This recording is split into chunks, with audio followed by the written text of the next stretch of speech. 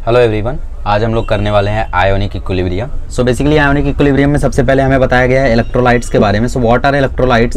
Basically electrolytes वो होते हैं जिनको बेसिकली अगर आप वाटर में डालो तो वाटर में आयंस की जो मात्रा है वो बढ़ने लगे, तो उनको हम इलेक्ट्रोलाइट्स बोलते हैं। ठीक है, तो इलेक्ट्रोलाइट्स दो टाइप के हो सकते हैं, एक स्ट्रॉन्ग इलेक्ट्रोलाइट, एक वीक इलेक्ट्रोलाइट। स्ट्रॉन्ग इलेक्ट्रोलाइट मतलब जो टोटली आयोनाइज हो जाए, ठीक है, टोटली डिसएसोसिएट हो जाए, और वीक इलेक्ट्रोलाइट मतलब जो टोटली आयोनाइज ना हो पाए। ठीक है, तो यहीं से हमारा टर्म आ जाता है डिग्री ऑफ डिसएसोसिएशन वाला अल्फा। इसके बारे में आपने 11th में भी पढ़ा ही होगा, थोड़ी देर में फिर से पढ़ेंगे। तो ये होता है इलेक्ट्रोलाइट। फिर हमारे पास एसिड बेस से रिलेटेड कुछ थ्योरीज आती है। जैसे सबसे पहली थ्योरी हमारे पास आती है Arrhenius theory. Anyways, Arrhenius theory हमसे क्या कहती है? अरेनियस थ्योरी हमसे कहती है कि बेसिकली जो H+ आयन को बढ़ावा दे वाटर में वो एसिड होता है, और जो OH- को बढ़ाए वो बेस होता है। इसका मतलब ये है कि जैसे HCl डिसएसोसिएट होता है तो उससे बनता है H+ + Cl-। तो इसका मतलब HCl के कारण H+ की मात्रा पानी में बढ़ी या फिर कहीं पर भी किसी भी लिक्विड में। अब जो HCl है वो टूट गया अगर H+ और Cl- में, तो इसका मतलब उसने H+ की मात्रा बढ़ाई। H+ पहले से कुछ रहा होगा, इसने और दे दिया, तो बेसिकली HCl हो गया एसिड। ठीक है, वहीं पर इन्हें बेसिस के लिए ये कहा कि बेसिकली जो OH- की मात्रा बढ़ाए वो मेरे लिए बेस। ठीक है, ये अरेनियस थ्योरी थी। नेक्स्ट आती है ब्रॉन्स्टेड-लॉरी थ्योरी। ठीक है, इन्होंने भी लगभग कुछ ऐसा ही कहा, कुछ अलग नहीं कह दिया था इन्होंने। ठीक है, बट इन्होंने एक नए नए टर्म दिए जैसे कॉन्जुगेट एसिड बेस पेयर। ठीक है, ये सारी चीज़ें। तो बेसिकली एक रिएक्शन अज्यूम करो HCl + H2O की, इसमें बन रहा है H3O + Cl-। तो ब्रॉन्स्टेड-लॉरी थ्योरी क्या कहती है कि जो प्रोटॉन डोनर होता है वो एसिड होता है, और जो प्रोटॉन एक्सेप्टर होता है वो बेस होता है। जैसे HCl से Cl- बना, तो मतलब इसने H अपना लूज किया, मतलब डोनेट कर दिया, तो HCl हो गया एसिड। वहीं पर H2O से H3O+ बना, मतलब इसने एक H एक्सेप्ट कर लिया, तभी तो H3O+ बना, तो ये हो गया बेस। और अगर उल्टा देखें तो ये हो गया कॉन्जुगेट एसिड बेस पेयर। ठीक है, मतलब बेसिकली उल्टा देख रहे हो। तो बेसिकली अगर आप यहाँ से देखो तो ये एसिड की तरह एक्ट कर रहा है, यहाँ से देखो तो H एक्सेप्ट किया, मतलब ये बेस की तरह एक्ट कर रहा है। सिमिलरली यहाँ से देखो H ऐड हुआ, मतलब ये बेस की तरह एक्ट कर रहा है। यहाँ से देखो तो H गया, मतलब ये एसिड की तरह एक्ट कर रहा है। तो बेसिकली उल्टा देखने पे एसिड, सीधा देखने पे बेस, तो इसीलिए इसको एसिड बेस पेयर कॉन्जुगेट का नाम दिया गया। बाकी एसिड बेस पहचानना है वो भी बता ही दिया। यहाँ से देखो H लूज किया तो मतलब ये एसिड है और ये बेस है, सिंपल। तो ये ब्रॉन्स्टेड-लॉरी थ्योरी थी। ओके, तो अभी देखते हैं Lewis theory. Lewis theory simple सी थ्योरी है। वो क्या कहती है, जो इलेक्ट्रॉन पेयर को डोनेट करता है वो बेस होता है, लेविस बेस होता है, और जो इलेक्ट्रॉन पेयर को एक्सेप्ट करता है वो लेविस एसिड होता है। जैसे तुम्हारे पास NH3 था तो इसमें एक लोन पेयर होता है, ये इसको डोनेट कर दिया और एक्सेप्ट कर लिया, तो इससे बन गया NH4+। ठीक है, तो बेसिकली NH3 ने इसको डोनेट किया तो इसका मतलब ये होगा लेविस बेस, H ने एक्सेप्ट किया तो वो होगा लेविस एसिड। ठीक है, तो ये थी लेविस थ्योरी। अब यहाँ पे दो इंपॉर्टेंट रिएक्शंस दी हुई है। ये इंपॉर्टेंट रिएक्शन इसलिए है क्योंकि ये बेसिकली वाटर के एम्फोटेरिक नेचर को दर्शाती है। एम्फोटेरिक नेचर मतलब, तो बेसिकली ये तुम्हें दर्शा रहा है कि H2O कभी एसिड की तरह भी रिएक्ट कर सकता है, कभी बेस की तरह भी रिएक्ट कर सकता है। एम्फोटेरिक नेचर का मतलब क्या होता है कि बेसिकली एसिड और बेस दोनों की तरह जब आप रिएक्ट कर सको। ठीक है, इसमें मुझे बेसिकली वर्ड यूज़ करना बंद करना पड़ेगा क्योंकि एसिड बेस पढ़ रहे हैं हम लोग, तो बेसिकली बेसिक हो जाएगा, तो बेसिकली नहीं करेंगे। एनीवेज, हाँ, तो बेसिकली H2O, हाँ तो एक्चुअली हाँ तो देखो, जब H2O NH3 के साथ रिएक्ट करता है तो एक H उसने लूज किया, OH- बनाया। ठीक है, तो एसिड की तरह एक्ट किया। लेकिन जब H2O H3O+ बनाया तो उसने H गेन किया, तो उसने किसकी तरह एक्ट किया? बेस की तरह एक्ट किया। तो बेसिकली H2O एसिड और बेस दोनों की तरह एक्ट कर सकता है। एग्जाम में रिएक्शन पूछे तो ये दोनों बता सकते हो। आओ अब चैप्टर शुरू करते हैं, आयोनाइजेशन। चलिए अभी हम लोग देखते हैं ओस्टवाल्ड डाइल्यूशन लॉ। ठीक है, आयोनाइजेशन आपको पता ही है, एक एसिड आयोनाइज होता है, एक बेस आयोनाइज होता है। तो बेसिकली कितना आयोनाइज हुआ है वो हम लोग पता करने के लिए यूज करते हैं डिग्री ऑफ डिसएसोसिएशन का। तो उसका डेरिवेशन कर लेते हैं ताकि आपको थोड़ा सा फील आए। जैसे आपके पास HA है तो ये पहले 1 रहा होगा, मान लेते हैं इसमें से अल्फा मोल चला गया तो यहाँ अल्फा मोल बना।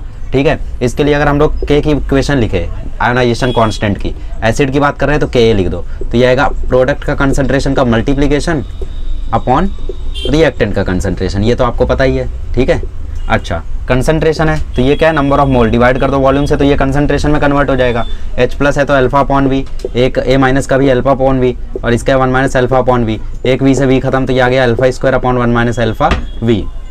अब जो अल्फा होता है वो बहुत ही ज़्यादा कम होता है वीक इलेक्ट्रोलाइट्स के लिए, क्योंकि वो बहुत ही ज़्यादा कम डिसएसोसिएट होते हैं। तो 1 - अल्फा को नियरली हम लोग 1 अज्यूम कर देते हैं, और 1/V मतलब 1/वॉल्यूम को हम लोग कंसंट्रेशन के इक्वल अज्यूम कर लेते हैं, क्योंकि कंसंट्रेशन जो मोलरिटी होती है उसका फॉर्मूला क्या होता है? Number of moles upon volume. ठीक है, तो नंबर ऑफ मोल्स कितने? 1 - अल्फा है, तो अगर अल्फा बहुत ज़्यादा कम हो गया तो बेसिकली ये 1/V हो गया, और ये मोलरिटी जो है ये कंसंट्रेशन है, C से रिप्रेजेंट किया जाता है, तो C की वैल्यू 1/V हो गई। ठीक है, तो 1/V की जगह आ जाता है C, तो ये हो जाता है C⁴। किसका वैल्यू? Ka का वैल्यू। अब आपको एग्जाम में Ka दिया रहेगा, C दिया रहेगा, अल्फा पूछेगा तो अल्फा का फॉर्मूला हो गया √Ka। KA/C, या फिर कुछ भी देखे कुछ भी पूछ सकता है। सिमिलर चीज़ आप बेस के लिए भी कर सकते हो, तो बेस के लिए फॉर्मूला आ जाएगा alpha equal to root KB/C। Easy. चलो आगे बढ़ते हैं। आइए अभी हम लोग वाटर प्रोडक्ट से रिलेशनशिप निकालते हैं पीएच और पीओएच के बीच में। तो वाटर का जब रिएक्शन होता है तो उससे क्या बनता है, उससे बनता है हाइड्रोनियम आयन और हाइड्रोक्साइड आयन, ठीक है, H3O+ और OH-, ठीक है। तो बेसिकली ये दोनों लिक्विड फॉर्म में है और ये बेसिकली आपका एक्वस फॉर्म में है, बेसिक फॉर्म में नहीं है बेसिकली। तो ये बेसिकली एक्वस फॉर्म में और ये लिक्विड फॉर्म में है, ठीक है। अच्छा, तो यहाँ से अगर हम लोग इक्वेशन लिखे तो वाटर प्रोडक्ट हम लोग लिख रहे हैं क्योंकि हम लोग ऑटो आयोनाइजेशन ऑफ वाटर कर रहे हैं, तो KW से हम वाटर प्रोडक्ट लिखते हैं। तो KW की वैल्यू आ जाएगी concentration of H3O+ plus concentration of multiplied by concentration of OH- divide में ये दोनों, ठीक है। मतलब कंसंट्रेशन ऑफ H2O का स्क्वायर बोल सकते हो क्योंकि 2 बार है तो मल्टीप्लाई होकर स्क्वायर हो जाएगा, बट क्योंकि ये लिक्विड फॉर्म में है तो इसकी वैल्यू 1 हो जाएगी, तो कोई मतलब ही नहीं है। KW की वैल्यू 10⁻14 होती है एट 298 केल्विन, ठीक है। तो ये हो गया 10⁻14 और यहाँ पे H3O+ इंटू OH-। अब आप क्या करो, दोनों साइड माइनस लॉग ले लो, तो ये हो गया माइनस लॉग 10⁻14, यहाँ पे आ गया minus log H3O+ into OH-, ठीक है। अच्छा, माइनस को बाहर ही रहने दो, तो ये हो गया log H3O+ minus log OH-, ठीक है। समझा क्या हुआ, लॉग की प्रॉपर्टी लगी log m plus log n, लेकिन ये माइनस था तो प्लस को माइनस कर दिया, ठीक है। अब यहाँ -14 बेस में जब उतरेगा तो इस माइनस को काट देगा तो यहाँ 14 बचेगा, ठीक है। तो बेसिकली माइनस लॉग H3O+ को PH का नाम दे दिया गया, माइनस लॉग OH- को POH का नाम दे दिया गया। तो PH प्लस POH के बीच में रिलेशन आ जाता है 14 का, ठीक है। अच्छा, पीएच का फॉर्मूला क्या होता है, माइनस लॉग हाइड्रोनियम आयन या फिर माइनस लॉग H+ भी बोल सकते हो। पीओएच का फॉर्मूला क्या होता है, minus log concentration of OH- ion. जैसे आपको एग्जाम में क्वेश्चन आएगा कि 10⁻⁴ मोलर HCl का पीएच बताओ, ठीक है। तो कैसे बताओगे, 10⁻⁴ मोलर है, इसका मतलब H+ का कंसंट्रेशन कितना होगा 10⁻⁴, ठीक है। तो पीएच का फॉर्मूला क्या हो जाएगा, माइनस लॉग 10⁻⁴, माइनस नीचे आया तो 4 हो गया, ठीक है। अब ये बेसिक बात आपको पता ही होगी पीएच स्केल पे। अच्छा, पीओएच भी आपसे पूछ सकता है, तो पीओएच की वैल्यू क्या हो जाएगी 10, ठीक है। लेकिन हम लोग मेजर किससे करते हैं, पीएच से ही करते हैं सब कुछ, पीओएच के बेसिस पे कुछ भी मेजरमेंट नहीं करते हैं, ठीक है। अच्छा, पीएच स्केल आपसे क्या कहता है, 0 से लेकर 7 तक एसिड होती है, ठीक है। पीएच स्केल आपसे क्या कहता है कि अगर पीएच की वैल्यू 0 से लेकर 7 के बीच में है तो वो एसिड होगा, 7 से 14 के बीच में है तो वो बेस होगा, और अगर 7 है तो वो न्यूट्रल होगा, ठीक है। तो HCl हम सभी को पता है एसिड है, तो अगर 10⁻⁸ मोलर HCl का मैं तुमसे पीएच निकालने बोलूँ तो कैसे आएगा आंसर, इसका आंसर 8 आ जाएगा, जो कि पॉसिबल नहीं है। मतलब यहाँ पे हमसे कुछ गलती हो गई। अब देखो, इस रीजन को समझने की कोशिश करते हैं। यहाँ के लिए तो वैल्यू काम कर जाएगी, 10⁻⁷ मोलर HCl तक तुम्हें आया एग्जाम में तो तुम कर ले जाओगे, कोई दिक्कत नहीं है, ठीक है।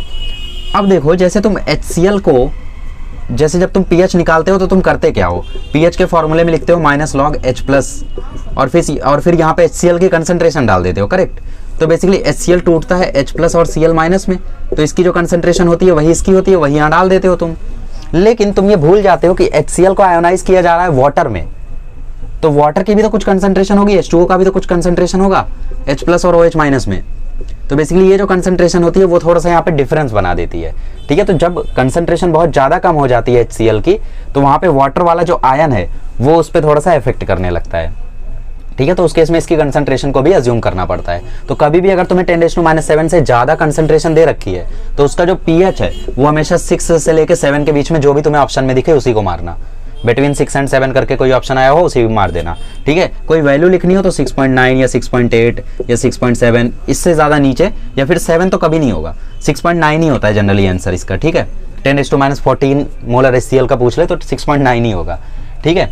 एनीवेज, तो आई होप आप लोगों को ये चीज़ भी समझ में आ गई होगी। आगे बढ़ते हैं, आइए बफर सॉल्यूशन डिस्कस कर लेते हैं, बहुत ही ज़्यादा इंपॉर्टेंट है, एग्जाम में क्वेश्चन आए हुए हैं इससे। होगा ये बेसिकली कि आपको क्वेश्चन में लिखा रहेगा कि एक वीक एसिड है और उसका ये पर्टिकुलर सॉल्ट है, इसको मिक्स किया गया स्ट्रॉन्ग बेस से और एक बफर बनाया गया, तो तुम पीएच पता करो। तो इसमें पीएच का फॉर्मूला इंपॉर्टेंट होता है, तो पीएच का फॉर्मूला लिख लो, pH equal to PK plus log salt का कंसंट्रेशन अपॉन एसिड का कंसंट्रेशन, ठीक है। ये पीएच का फॉर्मूला होता है। अब तो इसमें बोलोगे PK क्या नई चीज़ आ गई, PKa का फॉर्मूला होता है minus log to the base 10 to the base 10 Ka, ठीक है। Ka की वैल्यू आपको एग्जाम में दी रहेगी। Ka क्या होता है भाई, आयोनाइजेशन कांस्टेंट, क्योंकि वीक एसिड है तो टोटली तो आयोनाइज होगा नहीं, तो बेसिकली कुछ ना कुछ आयोनाइजेशन कांस्टेंट होगा, तो वो Ka है। अब उससे PKa निकालोगे, वो यहाँ डालोगे, फिर प्लस लॉग सॉल्ट का कंसंट्रेशन अपॉन एसिड का कंसंट्रेशन, ये भी आपको एग्जाम में दिया रहेगा। ठीक है, तो उससे आप पीएच निकाल लोगे। या कभी वो घुमा भी सकता है, आपको फॉर्मूला याद है अल्फा इक्वल टू रूट के बाय सी, तो हो सकता है आपको डिग्री ऑफ डिसोसिएशन दे दे और कंसंट्रेशन दे दे, तो के आपको खुद निकालना पड़ेगा फिर, क्योंकि अल्फा इक्वल टू रूट के बाय सी फॉर्मूला था, तो के आपको खुद निकालना पड़ेगा वहाँ से, और वहाँ से के निकाल के फिर पी के निकालो, फिर यहाँ से पीएच निकालो। ठीक है, सिमिलरली अगर वीक बेस है और उसका सॉल्ट है प्लस कोई स्ट्रॉन्ग एसिड है, तो इस केस में आपको पीओएच निकलवाएगा वो। ठीक है, तो पीओएच का फॉर्मूला क्या होता है, पीओएच इक्वल टू पी के बी प्लस लॉग सॉल्ट का कंसंट्रेशन अपॉन बेस का कंसंट्रेशन। इजी, कुछ भी भारी नहीं है इसमें। हाँ, हमेशा बेस में 10 है। ठीक है, लॉग के बेस में हमेशा 10 है, याद रखना हमेशा। ठीक है, पी के बी का फॉर्मूला क्या हो जाएगा, पी के बी का फॉर्मूला हो जाएगा minus log to the base 10 के बी। ठीक है, के बी की वैल्यू जो भी अब यहाँ पे होगी डाल दो। ठीक है, क्योंकि वीक बेस है तो यहाँ पे के बी आ गया, सिंपल। तो इसके बेसिस पे न्यूमेरिकल 2-3 देख लेना, 2022 के बोर्ड में एक आया था, उसको देख लेना, दैट्स इनफ। ठीक है, चलिए अभी हम लोग डिस्कस करते हैं सॉल्युबिलिटी के बारे में। ठीक है, तो सॉल्युबिलिटी में आपको सॉल्युबिलिटी प्रोडक्ट कैसे निकाला जाता है वो बता देता हूँ। देखो बेसिकली जब भी चीज़ इक्विलिब्रियम पे होती है ना, तो बेसिकली जब भी इसमें देखो रिएक्शन इक्विलिब्रियम पे होगा ना, तो वहाँ पे आप सॉल्युबिलिटी प्रोडक्ट निकालोगे। बाकी एक होता है आयोनिक प्रोडक्ट, वो आप कभी भी निकाल सकते हो। ठीक है, दोनों के निकालने का तरीका सेम है, बट वो तरीका क्या है। जैसे मान लो तुम्हारे पास AgBr है, ठीक है, तो वो किस में टूटेगा, वो टूटेगा Ag प्लस Br माइनस में। ठीक है, तो इसकी कुछ सॉल्युबिलिटी होगी, इसकी कुछ सॉल्युबिलिटी होगी। तो जो सॉल्युबिलिटी प्रोडक्ट होता है उसको लिखा जाता है KSP से। देखो सॉल्युबिलिटी प्रोडक्ट का फॉर्मूला क्या होता है, यहाँ पे आप Ag की सॉल्युबिलिटी लिखोगे, इसके ऊपर इसका कोएफिशिएंट लगाओगे, यहाँ पे Br माइनस की सॉल्युबिलिटी और यहाँ पे इसके ऊपर इसका कोएफिशिएंट लगाओगे जो कि 1 है। ठीक है, तो Ag की सॉल्युबिलिटी S मान लो, Br की भी S मान लो, तो S स्क्वायर हो जाएगा। ठीक है, बट आप अगर समझ लो ऐसे कर रहे हो PbI2 के लिए, तो ये हो गया Pb2 प्लस 2i माइनस में टूटेगा। ठीक है, इसकी सॉल्युबिलिटी भी S मान लो, इसकी भी S मान लो, तो KSP क्या आएगा, KSP आयोनिक प्रोडक्ट, मतलब Pb2 प्लस इंटू आई माइनस का स्क्वायर। ठीक है, तो बेसिकली इसका सॉल्युबिलिटी है S और इसका सॉल्युबिलिटी 2S हो जाएगा, तो 2S का स्क्वायर हो जाएगा, तो ये हो जाएगा 4S क्यूब, तो ये हो जाएगा solubility product 4S cube. Similarly आपके पास मान लो AlOH होल थ्राइस हो गया, तो ये किस में टूटेगा, Al3 प्लस 3OH माइनस में, तो इसका सॉल्युबिलिटी S रहेगा, इसका 3S रहेगा, तो KSP क्या आएगा, KSP आएगा Al3 प्लस का यहाँ पे सॉल्युबिलिटी और यहाँ पे OH माइनस का सॉल्युबिलिटी का पावर 3 क्यों, क्योंकि यहाँ पे 3 है इसका कोएफिशिएंट।